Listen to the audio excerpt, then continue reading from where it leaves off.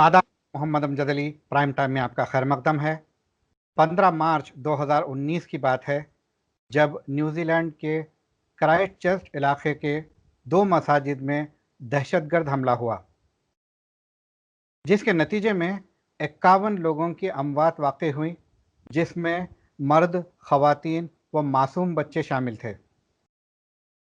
इस दहशतगर्द हमले के नतीजे में 40 लोग इस तरह से घायल हुए कि वो हमेशा हमेशा के लिए बेशतर लोग हमेशा हमेशा के लिए माजूर हो गए। ब्रेंटन हैरिसन टेरेंट नामी दहशतगर्द ने कोर्ट में अपना इकबाल जुर्म कर लिया, जिसके नतीजे में उसे सज़ा सुनाई गई। नाजरीन, यहाँ काबिल तवज्जो बात यह है कि न्यूजीलैंड की हुकूमत ने इस वाक़ये को लेकर वहाँ की विक्टिम कम्युनिटी को टारगेट नहीं किया और ना ही उन्हें कुत्ते बिल्लियों से तशबीह दिया, बल्कि न्यूजीलैंड की प्राइम मिनिस्टर जसिंता आर्डर्न ने खुद पहुंचकर विक्टिम के साथ एहसास हमदर्दी जताया, उनके आंसू पोंछे। न सिर्फ उनके आंसू पोंछे बल्कि वो भी उनके साथ रोईं। और ये मगरमच्छ के आंसू नहीं थे, जिसका सबूत इस बात से मिलता है कि दहशतगर्द के खिलाफ बरवक्त और तेज कार्रवाई, जिसके नतीजे में आज वो सलाखों के पीछे है। नाज़रीन किराम, इस खौफनाक हादसे के चश्मदीद गवाह आज हमारे साथ मौजूद हैं। वो न सिर्फ चश्मदीद गवाह हैं बल्कि वो खुद भी मुतासिर हैं। वो दहशतगर्द की गोलियों के जद में आ सकते थे। वो इंतहाई खौफ में मुब्तला हुए, मगर फिर भी ऐसे तैसे उन्होंने अपनी जान बचा ली। मगर वो सारा मंजर उन्होंने देखा जो उन मसाजिद में हुआ है।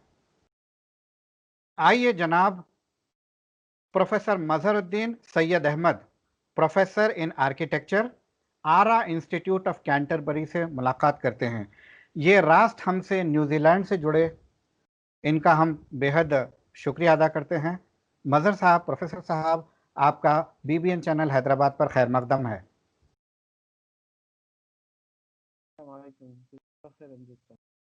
जी प्रोफेसर साहब, हर जुमे की तरह उस दिन भी आप गए होंगे मस्जिद में इबादत की खातिर, और अचानक माहौल तब्दील हो जाता है और आप अपने आप को बचाते हुए वो सारे मंजर को देखते हैं। इस बारे में थोड़ा सा खुलासा फरमाइए। बहुत बहुत ये हमारी क्राइस्टचर्च बहुत छोटी सी सिटी है। न्यूजीलैंड खुद एक छोटा मुल्क है, तकरीबन 4.7 मिलियन, यानी आप समझ लीजिए 40% ऑफ हैदराबाद का पॉपुलेशन पूरा कंट्री का पॉपुलेशन है। तो जी हमारी छोटी कम्युनिटी है।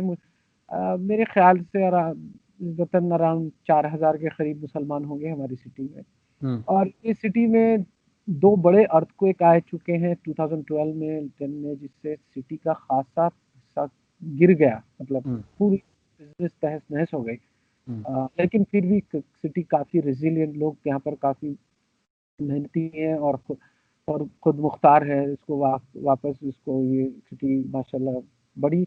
तो हम काफी लोग जो आए यहाँ पर, मुसलमान खास तौर पे, वो रेफ्यूजीज हैं। यानी न्यूजीलैंड एक वो शहर मुल्क है जो रेफ्यूजीज जहाँ भी, जैसे सोमालिया, अफगानिस्तान से काफी यहाँ पर रेफ्यूजीज को बुलाता है मुसलमान। तो हम लोग की एक ही मस्जिद थी, ये अल नूर, और दूसरी मस्जिद जो मस्जिद में गया वो मस्जिद है लिनवुड की जगह के नाम से। लिनवुड है, लिनवुड एरिया में है, तो मस्जिद नाम रख दिया उसका। तो ये मस्जिद छोटी सी मस्जिद थी, एक छोटे से घर में, 2 बेडरूम के घर में हम लोग शुरू करे। मेरे कॉलेज से बहुत करीब पड़ता है, नूर मॉस्क ही पड़ती। लेकिन उस दिन मैं अल नूर जा रहा था मेरे दोस्त के साथ, जो अभी वो भी प्रोफेसर हैं। तो हम दोनों निकले, इत्तेफाक से उनको वजू करना था, वो वजू खाने में चले गए, मैं बाहर रुका। फिर हम लोग नूर मॉस्क जा रहे थे। हम लोग कोशिश करते हैं कि जल्दी जाएं, लेकिन क्योंकि वो टॉयलेट के बाद, मतलब जब वजू करने हमाम से शायद उनको थोड़ी देर हो गई, उस चक्कर में मैं एकदम रियलाइज़ करा कि खुतबा मिस हो जाएगा शुरुआत।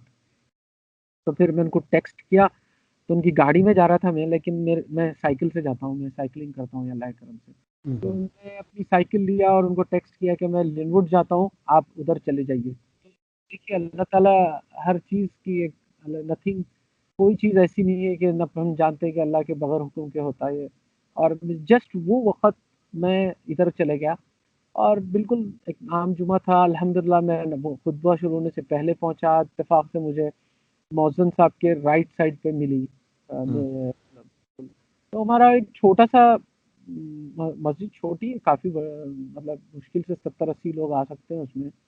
और पीछे की तरफ औरतों के लिए एक छोटा-सा स्क्रीन है, उसमें पीछे औरतें पढ़ती हैं और हम लोग अ, तो अ, उमूमन 145 को जमात खड़ी होती है हमारी, तो मैं 147 हुई उस दिन, मैं खड़ा दूसरी रकात में थे हम लोग जुमा के।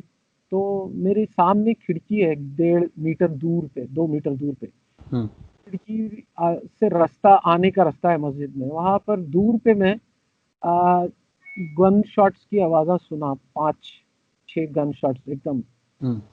लोग तो खैर उसको तवज्जो नहीं दी, इसलिए कि समझेगा, कोई भी नहीं समझ सकता कि न्यूजीलैंड में फायरिंग हो सकती है। यहाँ पर पुलिस बंदूक लेके जाती नहीं, ऐसे हरकत होते ही नहीं यहाँ पर ऐसे। तो लेकिन मैं चूँकि एयरफोर्स में ट्रेनिंग ले चुका हूँ, तो मुझे पूरा यकीन था कि ये गन की आवाज़ है ये। तो मेरे पैर एकदम सहम गए और मैं तवज्जो पूरी एकदम ये सोच रहा था कि औज़ुबिल्लाह कि ये बस कोई एक हुई हरकत और वो मार के भाग गया। लेकिन फौरी कुछ सेकंड्स के बाद वो और करीब आए शॉट्स, और 2-4 शॉट्स मारा वो। तो हुआ यूँ कि 2 जो लेट आ रहे थे, 2 एक मेरे दोस्त के वालिद-वालिदा वो उतरे, तो उनको पहले वो शहीद किया वहाँ पर। फिर उस दौरान हम लोग अभी भी नमाज़ पढ़ रहे थे, हम लोगों को लोग पीछे से चीखना, थोड़ा आवाज़ करने की कोशिश करें। थोड़ी परेशानी हुई लोगों को ये कि करीब आके मारा जब। फिर वो आके हमारे दरवाज़े पे मारने लगा। तो जब लोगों को पता चला कि कोई आके यहाँ पर दहशत कर रहा है, तो फिर हम पीछे से हमारे लतीफ़ साहब जो हम के मुतवल्ली हैं, वो हम सबको नमाज़ पढ़ने के लिए ढकलने लगे, छुपने के लिए। इस दौरान में ये शख्स जो है क्या किया, अतराफ़ की जो खिड़कियाँ हैं उसमें से लोगों को मारने लगा। तो मेरे दोस्त मेरे लेफ्ट पे 3-4 मीटर पे ठहरे थे जो हैदराबादी, उनको शहीद किया और अतराफ़ से पहले मार लेते हुए आया, फिर उसके बाद में मेन डोर पे आया। उसी वक़्त जब हम लोग सब नीचे छुपने लग गए, तो मैं मेन की तरफ भागा, देखने के कौन है ये? क्या कर रहा है? पता नहीं, मैं छुपा नहीं जब तक। तो वो मेन डोर पे कुछ लोगों को शहीद किया, तो मैं जब समझा कि ये अंदर आके अब मारने वाला है, तो फिर मैं पीछे की तरफ गया जहाँ पर एक छोटा-सा स्टोर रूम के जैसा है। उसमें जब पहुँचा तो एक बच्चा और एक बाप परेशानी हालत में अंदर घुसे, तो मैं सामने ताबदान था एक कपबोर्ड के जैसा, उसमें लोगों को ढकल दिया। छोटा था वो, तो मेरी घुसने की जगह नहीं थी उसमें, तो मैं वहीं पर बैठ गया नीचे और झुक के बिल्कुल अपने जैसे रुकू में सजदे में जाते हुए ऐसे उस हालत में। तो उसी दौरान में वो मेन डोर में अंदर आकर मारने लगा लोगों को। जो सब नीचे लेट गए थे, अपने सर के ऊपर ऐसे हाथ करके ऐसे लेट गए थे। तो कोई झुक गया, कोई छुप रहा, कोई एक दूसरे के आड़ में। तो वो आके मारने लगा। मेरे सामने मेरे दोस्त, 2 दोस्तों को मारा, फिर एक लेडी को मारा जो नौ मुस्लिम थे, लिंडा नाम था, तो शहीद किए। तो जब मेरी तरफ पलट रहा था वो, तो मैं अपनी करवट बदला ताकि मैं बोला सामने से क्यों पीछे से मेरी पीठ पे गोली लगे, जैसा ऐसा ऐसा पोजीशन चेंज किया जब तक। तो वो जब मारने लगा तो उसकी बंदूक में गन में बुलेट्स खत्म हो गए। वो गन जब एक कदम पीछे लिया, गन को फेंका, क्योंकि उसकी गाड़ी में और गन्स थे जो लेके आने गया। जैसे वो बड़ी मस्जिद मार के इधर आया, जो नूर इधर आया ना, वहाँ वैसे ही किया वो। उसके पास कुछ 6 बंदूकें थी, और मैगजीन अपने बाजू था, मिलिट्री स्टाइल के कपड़ों में, हेलमेट, कैमरा लगा हुआ था उसका। तो वही हरकत करने गया जाके दूसरी बंदूक लाने। उस दौरान में हमारे माशाल्लाह एक भाई अब्दुल अजीज अफगानिस्तान के, उनके 4 बच्चे थे हमारी मस्जिद में। वो हमारी मस्जिद के बाहर चंदे के लिए ये कार्ड का मशीन होता है ना, मोबाइल हैंड हेल्ड एफपॉस मशीन बोलते हैं यहाँ पर, वो कार्ड रीडर लेके भागे उसके पीछे जब वो बंदूक छोड़ के दूसरी बंदूक। तो रास्ते में उनको वो बंदूक मिली जो छोड़ दिया, फिर वो बंदूक उठा के उसके पीछे भागे। तो जब वो कार में छुप के बंदूक लेने गया, ये खाली बंदूक से उसके ऊपर फेंके, हमला किया। उसने वो जाके उसकी गाड़ी के शीशे पे गिरा तो वो चमक गया और भाग गया। अल्लाह का रहम है, मालिक का करम है। अगर वो सक्सेसफुल होता वो बंदूक लाने में, तो हमको ढेर कर सकता था पूरों को, क्योंकि इसने भाग। फिर वो हुआ यूं कि जब तक पुलिस आई नहीं, मैं निकला बाहर अपने जो शीशे से उठा, तो मेरे दोस्त शहीद हो चुके थे, क्योंकि उनके सर पे जो चोट थी, सारा उनका खून सब दीवार पे, सामने 2-3 लोग बहुत बुरी तरीके से खून भरा था। तो मेरे बहुत ही क्लोज दोस्त थे जिनके साथ तकरीबन 3 महीने रहा हूँ यहाँ पर आए। उन वो बुरी तरीके से जख्मी थे और उनके दाएं कंधे पे गोली चली और वो पूरा उनका कुर्ता खून में भरा हुआ था। अब मैं उनको खून रोकने की कोशिश करने के लिए बड़ा और उनसे पूछने लगा कि कहाँ लगी गोली। वो बता नहीं पा रहे थे, बोले डॉक्टर को बुलाओ, पुलिस को बुलाओ मुझे। मैं फिर भी उनके खून रोकने की कोशिश करा, लेकिन मुझे समझ में नहीं आ रहा था कि किधर है लगी गोली। फिर उनकी वाइफ आई तो मैं बोला आप गाड़ी निकालिए, आप मैं इनको गाड़ी में लेके डॉक्टर हॉस्पिटल भागते हैं। तो मैं पुलिस को कॉल करा उतनी देर में, कुछ और 1-2 मिनट में हो गए। तो स्वाट टीम आई अंदर बंदूक तैनात करते हुए, हम लोग को सबको चीखने लगी बाहर आओ। मैं बोला मैं नहीं आऊँगा, मैं बाहर नहीं आऊँगा, मेरा दोस्त खून बह रहा है, उसका खून रोकना ज़रूरी है, वरना ये शहीद हो जाएगा, ये मौत हो जाएगी। तो फिर भी नहीं सुने, वो अंदर आए मस्जिद के, आके मेरे बहुत क्लोज मेरे को पकड़ के निकाले। तो गेट आउट, बाहर निकलो, पहले मस्जिद खाली करना है। बोला नहीं, ये पहले इसको एड्रेस करो। फिर एनीवे वो लोग मुझे बताए कि हमको ये पहले एरिया सिक्योर करना है ताकि एम्बुलेंस वालों को अंदर आने दें। तो सबको जो बच गए थे उन लोगों को बाहर लेके गए, जो जख्मी थे अंदर ही थे। अब मैं बड़ी इल्तिजा करा, उसके बावजूद भी वो लोग मेरे को बाहर लेके चले गए। फिर थोड़ी देर के बाद एम्बुलेंस आई और जख्मी लोगों को लेके। लेकिन ये तो खैर वाक़या था, वारदात। हम लोग कंप्लीट शॉक में थे। लेकिन कुछ ही घंटों में सारा जो माहौल, वहशत, परेशानी, खौफ, मतलब ऐसा लग रहा था कि अब हर कोई मारेगा हमको। अब एक बहुत बड़ा मुहिम चलाया गया है सिटी में मुसलमानों के खिलाफ। जब आप देखते, दूसरी मस्जिद से मेरे को जब मालूम हुआ, वहाँ पर सबसे ज़्यादा कत्ल गारत हुई, यहाँ हुई। और वो जब न्यूज़ में ये आ रहा था कि 9 लोग और सिटी में फैले हुए हैं जो मुसलमानों को ढूंढ रहे हैं। तो मैं फौरी अपनी वाइफ को कॉल करके बोला कि कुछ भी करो, बच्चों को लेके फौरी छुप जाओ। माहौल ऐसा है कि कोई स्क्वाड है सिटी में जो घूम रही है। तो अब जस्ट इमेजिन, अब आपको जब ये न्यूज़ है तब आप समझेंगे कि अब खत्म, अब पूरे मुसलमानों को मारेंगे लोग। मतलब इतनी खून गारत देखे आप, तो ऐसा लग रहा था कि अब खत्म, अब हमारे को यहाँ खत्म करने आए हैं लोग मुसलमानों। तो लेकिन मुझे मेरा दोस्त, जो मैं ऑफिस को वहाँ से पुलिस छोड़ दी मुझे, तो ऑफिस में मेरा सामान था, कुंजी थी, मैं वहीं छुप गया, क्योंकि पूरा सिटी लॉकडाउन था 2-3 घंटे के लिए। क्योंकि पुलिस जब तक उसको पकड़ी नहीं, वो जो फरार था ना, उसको पकड़ी के बाद जब उन्हें पकड़ी तो उन्हें बोला 9 लोग और हैं मेरे जैसे। तो पुलिस हेलीकॉप्टर्स वो सब तैनात हुए। फिर वो लोग बाद में शाम में मगरिब के करीब बोले कि नहीं, अब माहौल कंट्रोल में है।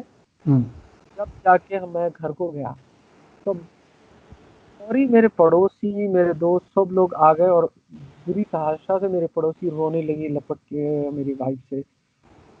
तो और लोग आ गए, बोले तुम बिल्कुल फिक्र मत, हमारे घर के बाहर खड़े रहे वो लोग, ह्यूमन चेन के जैसा, बोले हम हिफाजत के लिए हैं। तो वहां से देखिए हमको महसूस होने लगा कि नहीं, ये दहशतगर्दी की चीटी हमारे साथ है।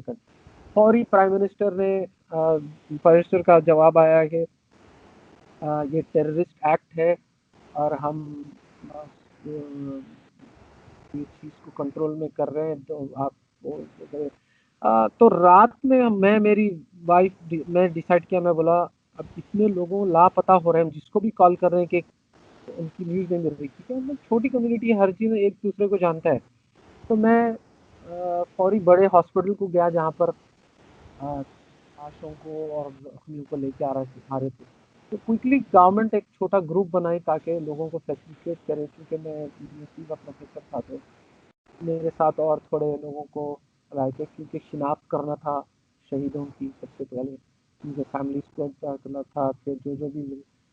तो वहाँ से प्राइम मिनिस्टर आई और एक मिनिस्टर उन लोगों को अपॉइंट करी और हम लोगों के लिए एक बड़ा विक्टिम एरिया डिनोट करे। फिर उसके बाद प्राइम मिनिस्टर फौरी दूसरे दिन ये टेररिस्ट एक्ट बोल के सारे गन्स बैन कर दिए और ये नेशनल मेमोरियल वो एक्ट ऑफ वॉर डिक्लेयर कर दिया, यानी this is not on Muslim, this is a war on the country, as if this person has launched a war against country. ये कोई टेररिस्ट एक्ट नहीं था ये।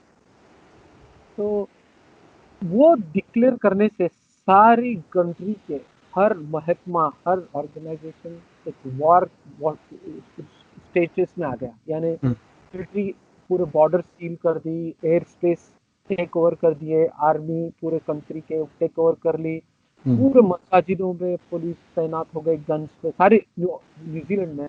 और मुसलमान जहाँ जहाँ भी है बोले कि आप अगर अपने घर में खौफ कर रहे हैं तो एक कम्युनिटी सेंटर्स में आ जाइए जहाँ पुलिस का पहरा 24 घंटे है, आर्मी तैनात, आपको यहाँ खाना पीना हर चीज।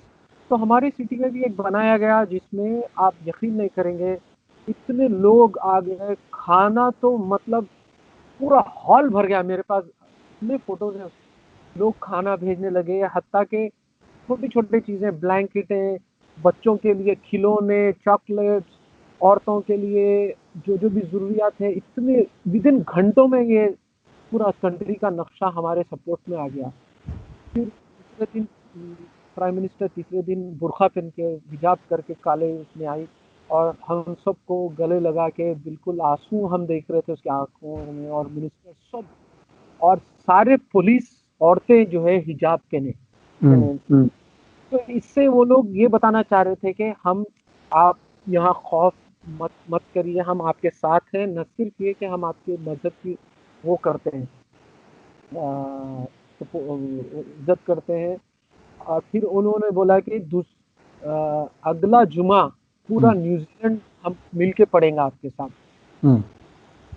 तो अगला जुमे तक जो है हमको तकवीन का इंतजाम किया गया शहीदों की, पूरा गवर्नमेंट के अंडर में सारे जो भी शहीद थे उनके पेरेंट्स को जो भी कंट्री से बुलाने के लिए गवर्नमेंट टिकट भेजी, लोगों के वीजा का स्पेशल इंतजाम करी, जो भी आना चाह रहे हैं शहीदों के लोगों के और इंजर्ड के फैमिलीज को सबको बुलाओ, सबको बुला, लोगों का रहने का खाने का पैसे दी, लोगों को घर दी, सब जितने भी लोग आए सबको घरों में रखा गया सिक्योरिटी के साथ।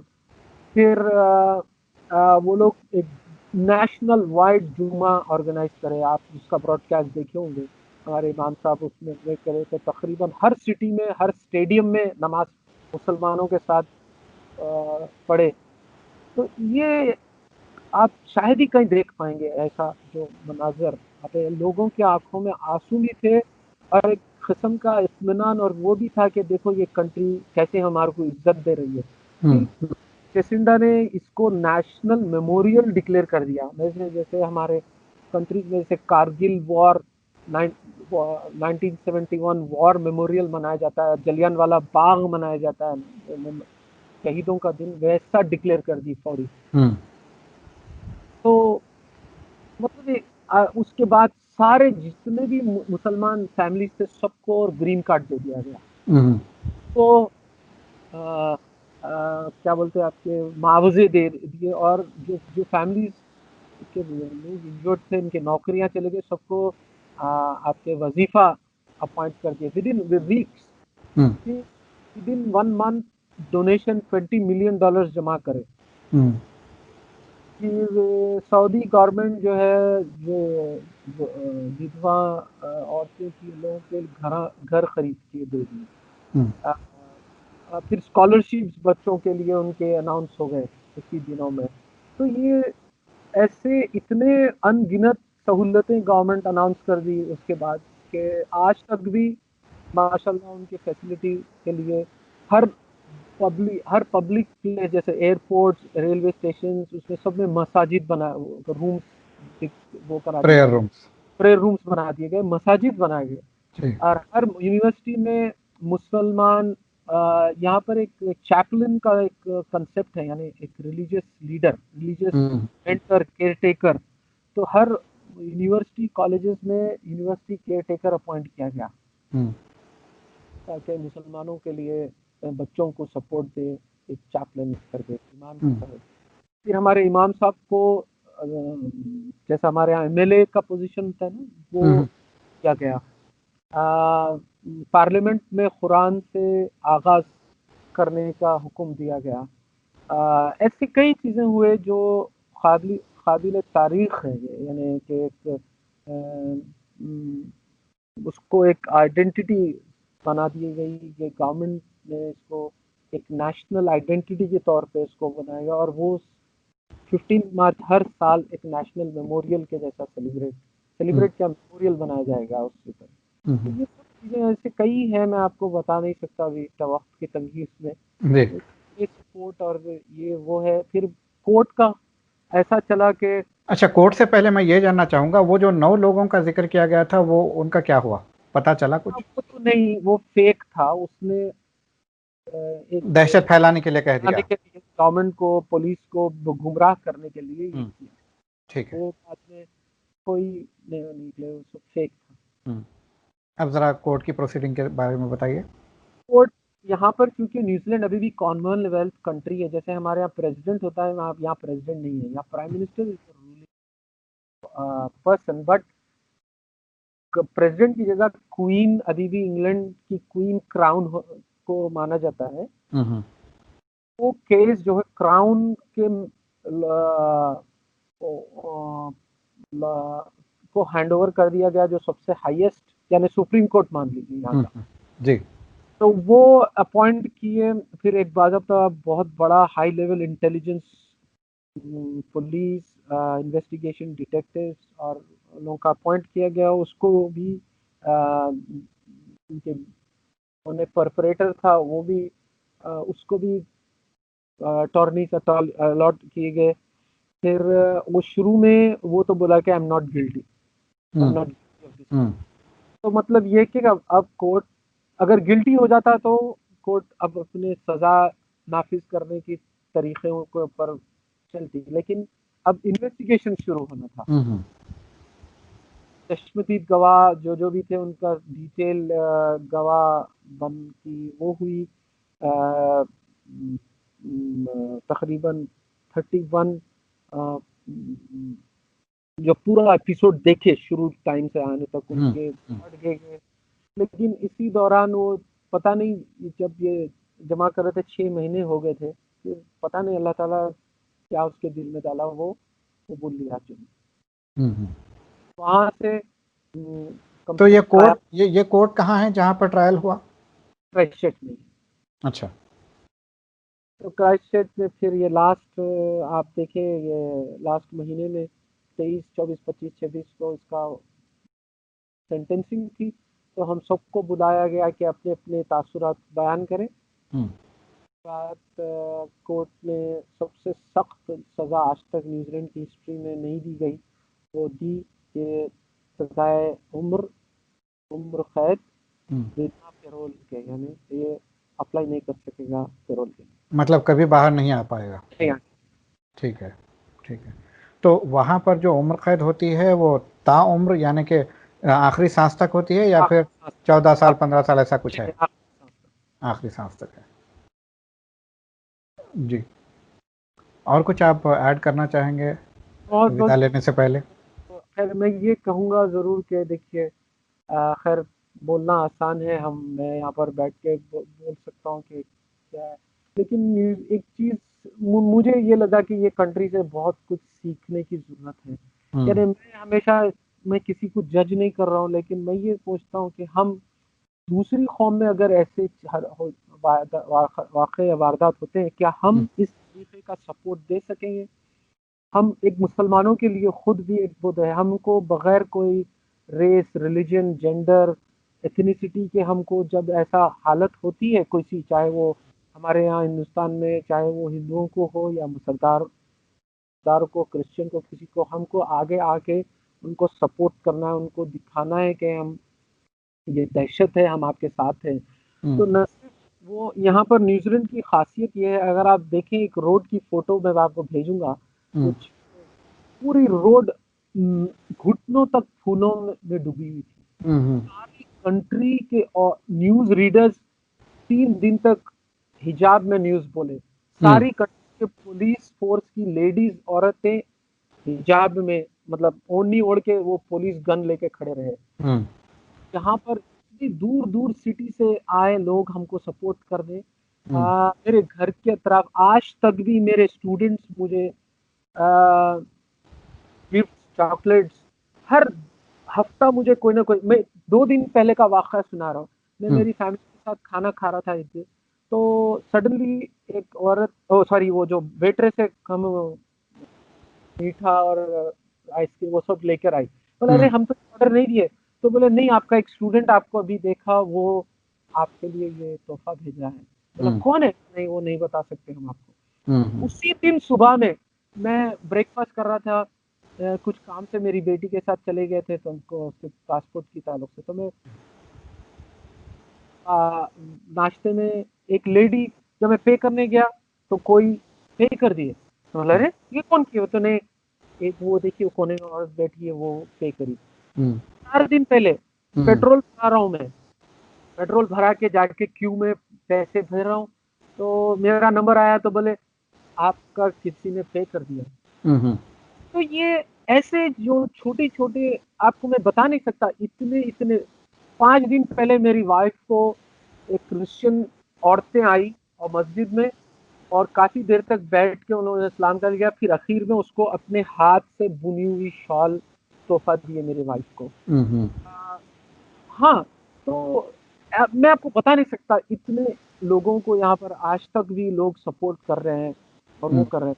तो हमको इससे एक वो इबरत लेना है कि हम घर बैठ के 2 झूठे आंसू, अफ़सोस, चाहे हमारी कौम में हो या अगली कौम में हो, कुछ करना है। यानी जाके उनको सपोर्ट करना है, उनको इमदाद देना, उनको खाना-पीना या उनके बच्चों की उनकी ये ज़िंदगी तमाम का ट्रॉमा है ये, जिसके साथ भी होता है ना।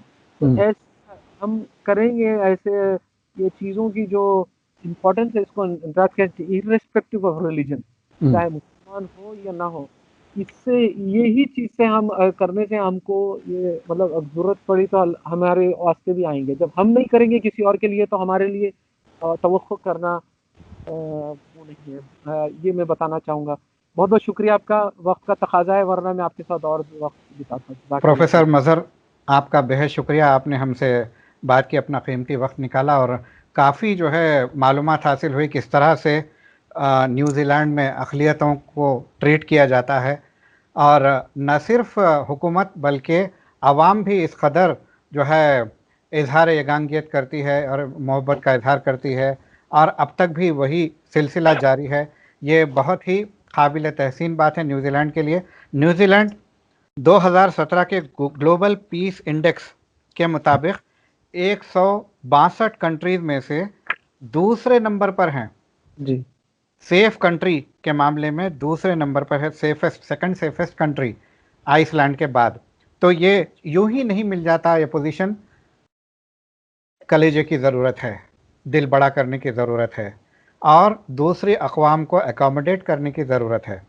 जैसा कि प्रोफेसर साहब ने बताया कि वहाँ पर जो किया गया है और जो हो रहा है उससे हमें भी सीखने की ज़रूरत है और दूसरी कौमों को भी सीखने की ज़रूरत है। प्रोफेसर साहब, मैं आपका एक बार फिर से तहे दिल से शुक्रिया अदा करता हूँ हमसे जुड़ने का। और नाजरीन, मैं ये ज़रूर कहना चाहूँगा इस मौके पर कि अगर ऐसा वाक़या हमारे मुल्क में होता तो क्या होता। सबसे पहले तो तारीख़ गवाह है, सबसे पहले तो विक्टिम कम्युनिटी में से ही चंद लोगों को निकाल कर उन पर केस किया जाता है। बरसों केस चलता है, फिर कोई सबूत नहीं मिलता है, उन्हें बाइज्जत बरी कर दिया जाता है, उनकी लाइफ तबाह हो चुकी होती है। उसके बाद फिर ईमानदार ऑफिसर जांच करके सही जो दहशतगर्दों को अगर पकड़ता है, उनके खिलाफ केस चलाता है, तो या तो उनका ट्रांसफ़र कर दिया जाता है या फिर हिम्मत कर करे जजेस को इन्फ्लुएंस करने की कोशिश की जाती है। मान गए तो राज्यसभा, न माने तो जस्टिस लोया। फिर आप बात करते हैं विश्व गुरु बनने की, किस मुंह से? -24% जीडीपी और 48 लाख से ज़्यादा कोविड पेशेंट्स आप नहीं संभाल पा रहे हैं। विश्व गुरु तो बहुत दूर की बात है, विश्व की पाठशाला के अच्छे शिष्य भी नहीं हैं आप। आपको विश्व की पाठशाला के अच्छे शिष्य बनने के लिए न्यूजीलैंड जैसे छोटे कंट्री से आपको सीखने की ज़रूरत है, बहुत कुछ सीखने की ज़रूरत है। वरना मोर तो जन्नत का परिंदा है, मुझे भी बहुत पसंद है। तो नाजरीन, ख़ास लम्हात में आज के लिए बस इतना ही। अगले एपिसोड तक के लिए हमें दीजिए इजाज़त। शब बख़ैर।